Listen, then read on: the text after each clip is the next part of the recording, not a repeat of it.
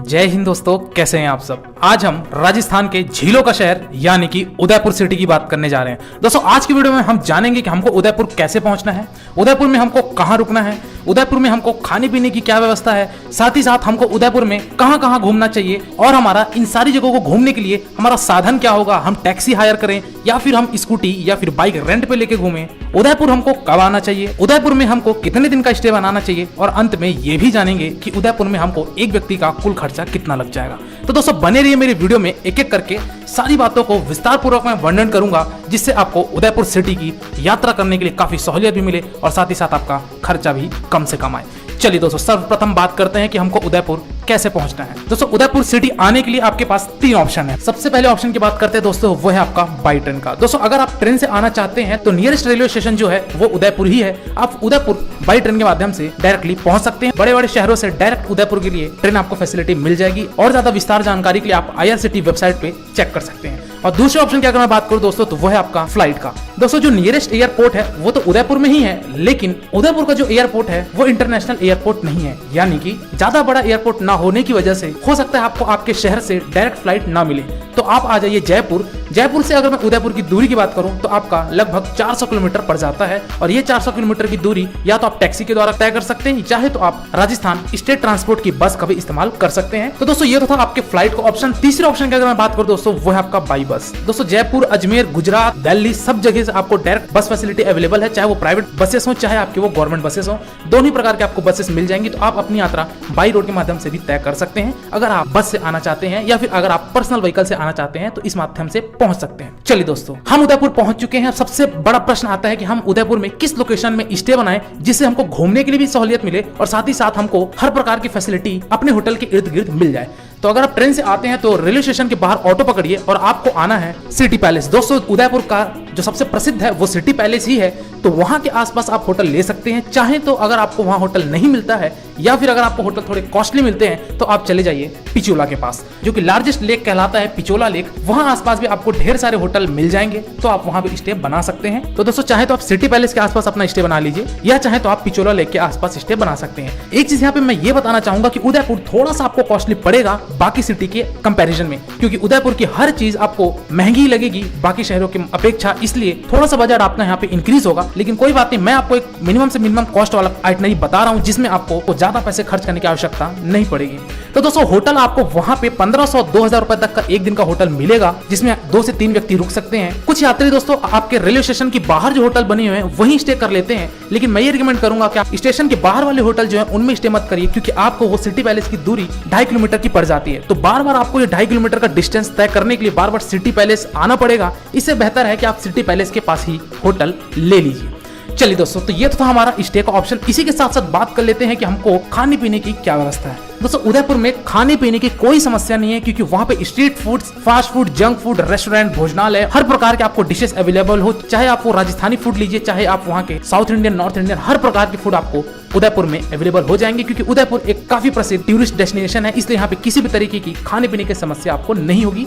खाने पीने की अगर मैं कॉस्ट की बात करूं, अगर आप शुद्ध शाकाहारी भोजन वाले हैं तो फिर आपको वहां पे शायद 120 से 130 रुपए थाली के हिसाब से कॉस्ट देना पड़ जाएगा और आप उदयपुर में अपना भोजन इस प्रकार ग्रहण कर सकते हैं। चलिए दोस्तों अगली बात करते हैं कि हमको उदयपुर सिटी का कितने दिन का स्टे बनाना चाहिए और साथ ही साथ हमको उदयपुर आना कब चाहिए। दोस्तों उदयपुर में केवल और केवल आप समर को छोड़ के आप मानसून में भी आ सकते हैं और साथ ही साथ आप विंटर में भी आ सकते हैं। कहने का मतलब ये है कि गर्मी का सीजन जो है वो बहुत ही ज्यादा गर्म होता है। राजस्थान तो पूरा ही गर्मी के सीजन में जाने लायक नहीं होता, तो आप मानसून में आ सकते हैं या फिर अगर आप चाहें तो विंटर में भी आ सकते हैं। मानसून का नजारा काफी ज्यादा शानदार हो जाता है, क्योंकि वहां पे सज्जनगढ़ वाइल्ड लाइफ सेंचुरी है, उसका दृश्य, साथ ही साथ आपके सज्जनगढ़ पैलेस का दृश्य और पूरे उदयपुर शहर का दृश्य, ये सारी चीजें आपको काफी ज्यादा लुभाएंगी, जो कि आपको मानसून में एक बेहद शानदार एक्सपीरियंस देती है। तो मानसून में भी आप आ सकते हैं। बारिश की अगर मैं बात करूं कि मानसून में आएंगे बारिश हमको ज्यादा देखने को मिलेगी, तो ऐसा कुछ नहीं है। उदयपुर में थोड़ी सी वर्षा कम होती है, इस कारण आप मानसून में भी अपना ट्रिप बना सकते हैं। अगर आप जुलाई अगस्त में बनाना चाहते हैं तो बना सकते हैं। चलिए दोस्तों, अब बात करते हैं कि हमको उदयपुर में कितने दिन का ट्रिप बनाना चाहिए। दोस्तों ये डिपेंड करता है कि आपके पास टाइम कितना है, लेकिन अगर उदयपुर के एक्सप्लोर करने की बात की जाए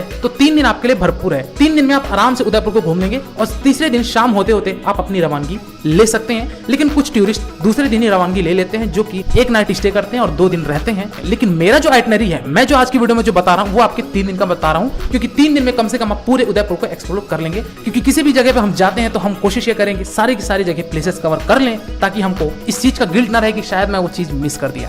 एनीवे, तो दोस्तों हम 3 दिन का आइटनरी बता रहे हैं। सबसे पहले दिन हमको घूमना है सिटी पैलेस। दोस्तों जैसा कि मैंने बताया, उदयपुर का सबसे प्रसिद्ध सिटी पैलेस, जिसको रॉयल पैलेस भी कहा जाता है, जो कि इस पैलेस को राजा उदय सिंह के द्वारा बनवाना शुरू किया गया था। दोस्तों सिटी पैलेस की आप थोड़ी यहाँ पे कुछ हम विस्तार पूर्वक बात कर लेते हैं। दोस्तों सबसे पहली चीज तो ये कि सिटी पैलेस में अगर आप प्रवेश करेंगे तो 30 रुपए आपको एंट्री फीस लगेगी, पहली बात। दूसरी बात यह कि दोस्तों आप सिटी पैलेस में क्या क्या चीजें एक्सप्लोर कर सकते हैं, क्या क्या चीजें घूम सकते हैं, उसकी बात करते हैं। सबसे बड़ा वहां पे है म्यूजियम, जो कि म्यूजियम का 300 रुपए एक व्यक्ति का देना पड़ता है। दोस्तों एंट्री फीस से ज्यादा म्यूजियम का कॉस्ट है, लेकिन आपको म्यूजियम में जरूर जाना चाहिए, क्योंकि म्यूजियम में आप प्रवेश करते ही शायद आपको ऐसा शानदार अनुभव कभी नहीं मिलेगा। वहां की जो संग्रहालय है वो बेहद शानदार है। तो एक बार आप म्यूजियम में अवश्य प्रवेश करिएगा, आपको काफी चीजें नई नई देखने को मिलेंगी। दोस्तों और भी सिटी पैलेस के अंदर म्यूजियम के साथ साथ आपके 11 महल है। उन 11 महल पे भी आप जाके फोटो शूट, वीडियो शूट कर सकते हैं और साथ ही साथ वहां घूम सकते हैं। वहां के गलियारे, वहां पे स्थित हैंगिंग गार्डन और वहां पे रेस्टोरेंट और भी बहुत सारी चीजें आपको वहां देखने को मिल जाएंगी। तो आप ये सारी चीजें सिटी पैलेस के अंदर रह के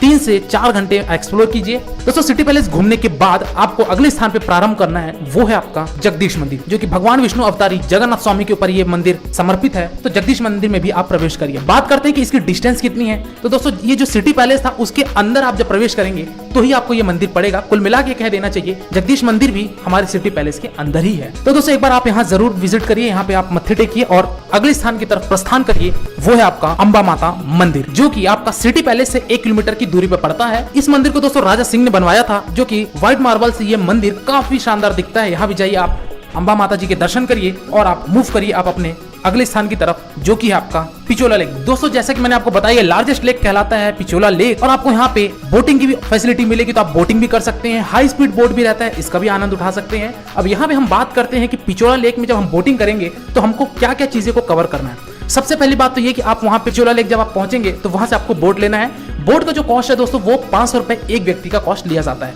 और वही अगर आप इवनिंग के समय जाते हैं, यानी कि अगर आप शाम 5 बजे या 6 बजे जाते हैं, तो फिर इसी बोट का कॉस्ट 700 रुपए हो जाता है। इसका कारण ये है 200 रुपए बढ़ जाने का, क्योंकि इवनिंग के समय पे जो पिचोला लेक का दृश्य है और जो वहां पे आपको लेके जाएगा जग मंदिर, ये दोनों का नजारा बहुत ही सुंदर हो जाता है। इस कारण से इसका रेट 200 रुपए ज्यादा पड़ता है। तो दोस्तों 500 रुपए आपको बोट वाला लेगा और आपको 1 से सवा घंटे की ये टोटल आपकी बोट राइड रहती है। और पिचोला लेक से जब आप बोटिंग करेंगे दोस्तों, तो वो आपको एक किनारे लेके जाएगा, एक आइलैंड में, जो कि है आपका जग मंदिर। दोस्तों जग मंदिर का लुक बहुत ही शानदार है। यहाँ पे भी आप जाके यहाँ का नजारा, यहाँ का दृश्य देख सकते हैं। येलो सैंड और व्हाइट मार्बल से बनी ये जग मंदिर काफी ज्यादा शानदार अनुभव दिलाती है। तो दोस्तों आप जग मंदिर में भी घूमिए और वापस बोट में आके वो आपको पिचोला लेक के तट के किनारे छोड़ देगा।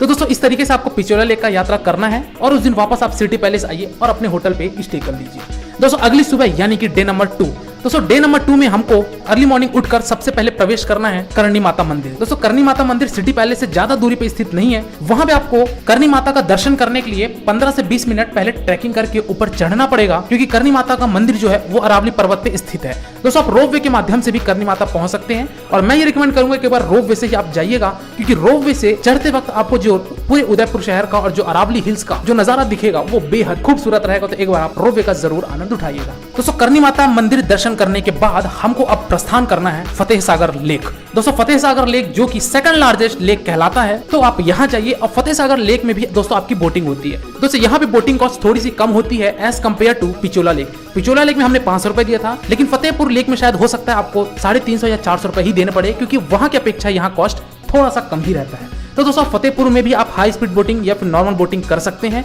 दोस्तों फतेहपुर लेक में जो आपको बोटिंग करनी है वो बेसिकली आपको कुछ प्रमुख स्थानों के लिए करनी है, यानी कि फतेहपुर लेक में जब आप जाएंगे बोटिंग करने तो आपको 3 आइलैंड मिलेंगे छोटे छोटे, और वो तीनों आइलैंड में महत्व अलग अलग है। सबसे पहले आइलैंड की मैं बात करूं जो आपका बोट वाला लेके जाएगा, वो है आपका स्मॉल जू, यानी एक छोटा सा वहां जू मिलेगा। तो उस जू में आप जाइए, वहां घूमिए। वहीं पे एक बना हुआ है नेहरू पार्क, तो उस पार्क में भी जा सकते हैं, वहां भी कुछ समय व्यतीत कीजिए। और आप दूसरे आइलैंड की तरफ प्रस्थान कीजिए जो कि है पब्लिक पार्क, यानी कि कि एक टापू है जहां पे आपको एक पार्क की फैसिलिटी मिलेगी, साथ ही साथ आपको वाटर चिट माउंटेन भी देखने को मिलेगा। तो वहां से आप एक बार जाइए, वहां का दृश्य, वहां का नजारा और वहां कुछ समय व्यतीत अवश्य करिएगा। और इसके बाद हम तीसरे आइलैंड की तरफ प्रस्थान करेंगे उसी बोट से, जो कि आपका वो आइलैंड है वो सनसेट के लिए काफी प्रसिद्ध है। वहां से अरावली हिल्स और जो पूरे उदयपुर शहर का जो लुक है, जो नजारा है, वो बेहद खूबसूरत हो जाता है, खास तौर से सनसेट के समय पे तो बहुत ही ज्यादा। तो दोस्तों ये 3 आइलैंड का आप आनंद उठाइए, 3 आइलैंड घूमिए और उसके बाद वापस अगले स्थान की तरफ प्रस्थान करिए, जो कि है आपका सहेलियों की बाड़ी।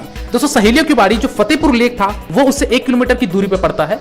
दोस्तों ये सहेलियों की बाड़ी जो है, इसमें आपको 10 रुपए की एंट्री फीस देनी पड़ेगी और इस पार्क में आपको दोस्तों एक गार्डन मिलेगा, जो कि फोटोशूट के पर्पज से तो काफी ज्यादा महत्वपूर्ण प्लेस है। तो अगर आप फोटोशूट या वीडियो शूट में इंटरेस्ट रखते हैं तो सहेलियों की बाड़ी में जरूर जाइएगा। दोस्तों इस सहेलियों की बाड़ी का बनाने का जो उद्देश्य था वो ये था कि शाही परिवार यानी कि राजा उदय सिंह ने बनवाया था इसको, जो शाही परिवार की लेडीज थी उनके लिए ये गार्डन बनाया गया था, जिसका नाम सहेलियों की बाड़ी रखा गया था। चलिए दोस्तों प्रस्थान करते हैं हम अगले स्थान की तरफ, और वो है आपका बागोर की हवेली। दोस्तों बागोर की हवेली आपको शाम के समय पे विजिट करना है। सेकंड डे में अगर आपको शाम हो जाता है तो आप बागोर की हवेली अवश्य विजिट करिएगा। यहाँ पे आपको एक म्यूजियम मिलेगा। म्यूजियम का जो एंट्री कॉस्ट है वो आपका 50 रुपए है। तो आप यहाँ जाके एक बार म्यूजियम में आप जाइए, वहां भी आप प्राचीन वस्तुओं का एक बार आप दृश्य देखिए, नजारे देखिए। तो यहाँ आप एक बार जरूर जाइएगा। और साथ ही साथ अगर आप बागोर की हवेली में अगर प्रवेश करते हैं तो उसके लिए भी आपको एंट्री फीस देनी पड़ेगी, जिसका कॉस्ट 90 रुपीज है, यानी कि म्यूजियम का 50 रुपए और साथ ही साथ आपके इस हवेली की एंट्रेंस के लिए आपको 90 रुपए देना पड़ेगा। अब दोस्तों यहाँ पे बात ये करते हैं कि मैंने शाम के समय पे आप जाइए, मैंने ऐसा क्यों कहा। दोस्तों इसका कारण ये है कि बागोर की हवेली में शाम के समय पे राजस्थानी डांस होते हैं, यानी कि फोक डांस होते हैं, जो कि आपको एक बार अटेंड जरूर करना चाहिए। 7 बजे से लेकर 8 बजे तक ये नृत्य किया जाता है, जिसमें आपको शामिल होना आवश्यक है, क्योंकि आप एक बार डांस देखेंगे तो आप काफी ज्यादा एंजॉय करेंगे इस फोक डांस को। तो एक बार आप जरूर बागोर की हवेली में एक बार जरूर जाइएगा और शाम के समय जाइएगा। 7 बजे से 8 बजे तक का ये शो चलता है, लेकिन आपको जो प्रवेश करना है यानी कि बागोर की हवेली पहुंचना है वो 5:30 या 5:45 तक अधिकतम पहुंच जाना है, क्योंकि इतनी ज्यादा यहाँ पे भीड़ होती है कि आपको सीट नहीं मिलेगा अगर आप थोड़ा सा लेट आएंगे। 7 बजे से शो है और आप सोचेंगे 6:45 तक मैं पहुंच के शो का आनंद उठा लूंगा, तो याद रखिएगा सबसे पीछे का सीट आपको मिलेगा। इसीलिए थोड़ा समय से जाइए और आप अपनी सीट बुक करके 1 घंटे का ये शो आप जरूर देखिएगा। दोस्तों ये तो था डे नंबर 2 की बात। अब हम बढ़ते हैं डे नंबर 3। अर्ली मॉर्निंग आप उठिए और आपको जाना है सज्जनगढ़ पैलेस, जिसको मॉनसून पैलेस भी कहा जाता है। दोस्तों इस पैलेस को बनवाने वाले राजा सज्जन सिंह हुआ करते थे, जो कि केवल मॉनसून के दृश्य के लिए ये बनाए थे, यानी कि जैसे मॉनसून आएगा तो पूरे उदयपुर और अरावली हिल्स का दृश्य देखने के लिए ये सज्जन पैलेस को बनाया गया था, जिसका कारण यही है कि इसका नाम मॉनसून पैलेस भी रखा गया है। तो दोस्तों यहाँ पर एक बार आप जरूर जाइएगा। यहाँ से आपको काफी शानदार दृश्य दिखेगा अरावली पर्वत का, साथ ही साथ पूरे उदयपुर के शहर का आप एक खूबसूरत आनंद उठा सकते हैं। दोस्तों सज्जनगढ़ पहले से कुछ ही दूरी पे एक और बना है आपका सज्जनगढ़ वाइल्ड लाइफ सेंचुरी, जो कि काफी बड़ा उद्यान है। तो एक बार आप यहाँ भी जरूर जाइएगा, कुछ समय यहाँ भी व्यतीत करिएगा। कम से कम 2 से 3 घंटा तो आपको लगेंगे ही इसको घूमने के लिए। लेकिन एक चीज का हमको ध्यान रखना है कि ये जो वाइल्ड लाइफ सेंचुरी है ये आपका मंगलवार के दिन बंद रहता है, इसीलिए आप मंगलवार को छोड़ के किसी भी दिन जा सकते हैं। तो दोस्तों ये सारी चीजें घूमने के बाद आप आइए सिटी पैलेस, अपने सामान उठाइए और अपने शहर के लिए रवानगी ले लीजिए। चलिए दोस्तों अब बात करते हैं कि हमको ये सारी चीजों को घूमने के लिए हमारा साधन क्या होगा। हम टैक्सी ऑटो लेकर घूमें या फिर हम वहाँ पे गाड़ी हायर कर लें। तो दोस्तों आपको किसी भी तरीके का कोई टैक्सी ऑटो नहीं करना है, क्योंकि यहाँ पे आपको जो घूमना है वो बहुत ही कम डिस्टेंस पे घूमना है, ज्यादा आपको दूर जाना नहीं है। तो इसीलिए आप वहाँ पे गाड़ी हायर कर लीजिए, 1-2 दिन गाड़ी हायर कर लीजिए, आपको सस्ते से सस्ते में निपट जाएगा। ऑटो अगर आप करते हैं तो आप अपने मन मुताबिक घूम भी नहीं सकते और साथ ही साथ आपको पैसे भी ज्यादा लगेंगे। अब बात करते हैं कि हमको गाड़ी मिलेगी कहाँ पे और हमको किन किन चीजों का ध्यान रखना पड़ेगा। दोस्तों जैसा कि मैंने आपको बताया था कि सिटी पैलेस के अंदर एक था आपका जगदीश मंदिर, उसी जगदीश मंदिर के आसपास आपको ढेर सारे एजेंट देखने को मिल जाएंगे, जो कि आपको स्कूटी प्रोवाइड कराते हैं। तो दोस्तों वहां से आप स्कूटी ले लीजिए। स्कूटी की अगर एक दिन की कॉस्ट की बात करूं मैं तो आपका 400 से 500 रुपए चार्ज करते हैं और आपका कुछ सिक्योरिटी डिपॉजिट भी करवाएंगे। ध्यान रखिएगा दोस्तों आपके पास ड्राइविंग लाइसेंस होना जरूरी है और आपको हेलमेट एजेंट ही प्रोवाइड कराएंगे। तो आप वहां से गाड़ी लेकर ये सारी चीजों को घूम सकते हैं। दोस्तों डे नंबर 1 पे तो आपको स्कूटी लेने की जरूरत नहीं है, डे नंबर 2 में और डे नंबर 3 में ही आपको स्कूटी की आवश्यकता पड़ेगी, क्योंकि डे नंबर 1 जो था आपका 1 किलोमीटर के दायरे पे ही सारी जगह हमने घूम लिया था, जो कि आप पैदल भी कर सकते हैं। और अगर आप पैदल नहीं करना चाहते तो ओला या उबर के द्वारा भी ये सारी जगहों को कवर कर सकते हैं। तो दोस्तों ये सारी बातें थी कि हमको उदयपुर कैसे टूर प्लान करना है। अब बात करते हैं कि हमको यहाँ पे उदयपुर का एक व्यक्ति का कुल खर्चा कितना लग जाएगा। तो दोस्तों अगर आप 3 दिन का ट्रिप बनाते हैं और अगर आप स्कूटी हायर करते हैं और एक आप मॉडरेट होटल में रुकते हैं, तो दोस्तों आपको जो एक व्यक्ति का कॉस्ट है वो लगभग 6 से 7 हजार रुपए में आराम से निपट जाएगा। वही अगर आप कपल्स हैं तो मान के चलिए 10 से 12 हजार रुपए से ज्यादा खर्चा नहीं होगा पूरे उदयपुर सिटी को घूमने के लिए। दोस्तों इस फेयर में मैंने किसी भी तरीके की आपकी ट्रेन की टिकट, फ्लाइट की टिकट और अगर आप कोई शॉपिंग करते हैं उदयपुर में, इन सारी चीज को को मैंने इंक्लूड नहीं किया है। यहाँ पे मैं केवल और केवल उदयपुर में होने वाले खर्चे,